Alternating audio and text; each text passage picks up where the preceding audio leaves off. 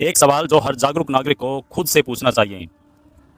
आपने अक्सर देखा होगा, जब भी कोई शांतिपूर्ण तरीके से अपनी बात रखने की कोशिश करता है, तो कई बार ऐसा देखा जाता है, कई बार ऐसी खबरें सामने आती है कि प्रदर्शन करने वालों को या तो हिरासत में ले लिया जाता है या फिर उनको उस स्थान से, उस प्रोटेस्ट करने वाले एरिया से उठाकर कहीं दूसरी जगह ले जाया जाता है। जबकि जो प्रोटेस्ट होते हैं वो 99% जो एक्चुअल इश्यूज़ होते हैं उनको लेके किया जाता है। तो फिर सरकार क्यों ऐसा करती है? क्या यही एक तरीका है? क्या इसी लोकतंत्र के लिए जो हमारे महापुरुष थे उन्होंने संघर्ष किया? क्या इसका ही सपना उन्होंने देखा था?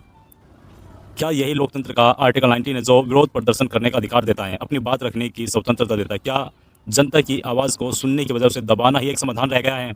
आखिर हमने ही अपनी वोट से सरकार चुनी थी ताकि वो जनता की समस्या को सुने, उनका समाधान निकाले और जवाबदेह बने, उनकी कोई अकाउंटेबिलिटी हो, कोई अकाउंटेबल हो। लेकिन अगर लोगों को ये लगातार महसूस होने लगे कि उनकी आवाज़ अनसुनी की जा रही है, तो असंतोष बढ़ना स्वाभाविक है। और ये सीजेपी का जो प्रोटेस्ट है उसका एक रिजल्ट है। एक बात याद रखिए, अगर आप एक सोनम वांगचुक को प्रोटेस्ट करने से रोक सकते हो, उनकी आवाज़ दबाने की कोशिश करते हो, तो कल कोई दूसरा सोनम वांगचुक खड़ा हो जाएगा, क्योंकि विचारों को गिरफ्तार नहीं किया जा सकता।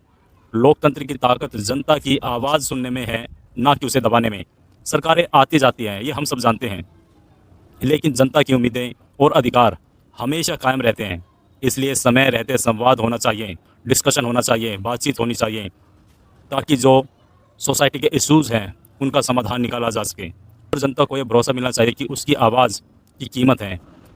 कल 20 जुलाई का दिन डिसाइड करेगा कि भारत में लोकतंत्र जिंदा है या अपनी अंतिम सांसों को गिन रहा है।